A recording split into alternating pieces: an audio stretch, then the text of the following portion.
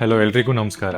ನಾವು ಯಾವುದೇ ಉತ್ತಮವಾಗಿರೋ ಮನೆ ಕಟ್ಟಿಸ್ಬೇಕು ಅಂದರೆ ಒಂದಷ್ಟು ಕೀ ಪಾಯಿಂಟ್ಸ್ಗಳನ್ನ ನಾವು ಕನ್ಸಿಡರ್ ಮಾಡಬೇಕಾಗಿರುತ್ತೆ. ಅದೇನೇನಂತ ಅಂದರೆ ಪಾಯಿಂಟ್ ಏನಂದರೆ ನಾವು ಪ್ರಾಪರ್ ಸ್ಪೇಸ್ ಪ್ಲ್ಯಾನಿಂಗ್ನ ಮಾಡ್ಕೋಬೇಕು. ಎಲ್ಲ ರೂಮ್ಸ್ಗಳು ಫಂಕ್ಷನಬಲ್ ಆಗಿದೆಯಾ, ಎಲ್ಲ ಏರಿಯಾಗೂ ಹೋಗ್ಬೋದಾ, ಈಸಿ ಟು ಮೂವ್ ಇದೆಯಾ ಅಂತ ನಾವು ಅದನ್ನ ನೋಡ್ಕೋಬೇಕು ಒಂದ್ಸಲ. ಸೆಕೆಂಡ್ ಪಾಯಿಂಟ್ ಏನಂದರೆ ನ್ಯಾಚುರಲ್ ಲೈಟ್ ಮತ್ತು ವೆಂಟಿಲೇಷನ್ಗೆ ನಾವು ತುಂಬ ಪ್ರಾಮುಖ್ಯತೆ ಕೊಡಬೇಕಾಗುತ್ತೆ. ಬಿಕಾಸ್ ಅದು ನಮ್ಮ ಎಲೆಕ್ಟ್ರಿಸಿಟಿ ಕನ್ಸಂಪ್ಷನ್ನು ಕಮ್ಮಿ ಮಾಡುತ್ತೆ ಮತ್ತು ಮನೇಲಿ ಒಂಥರ ಎನರ್ಜಿ ಮತ್ತು ಲವಲವಿಕೆಯಿಂದ ಇರೋ ಥರ ಮಾಡುತ್ತೆ. ಮೂರನೇ ಪಾಯಿಂಟ್ ಏನಂದರೆ ನಾಯ್ಸ್ ಮತ್ತು ಥರ್ಮಲ್ ಇನ್ಸುಲೇಷನ್ ಮತ್ತು ಪ್ರೈವಸಿನ ಮ್ಯಾಟ್ರ್ ಆಗುತ್ತೆ, ಎಕ್ಸ್ಪೆಷಲಿ ಇನ್ ಮಲ್ಗೋ ಏರಿಯಾದಲ್ಲಿ ಮತ್ತು ಬೆಡ್ರೂಮ್ ಏರಿಯಾದಲ್ಲಿ.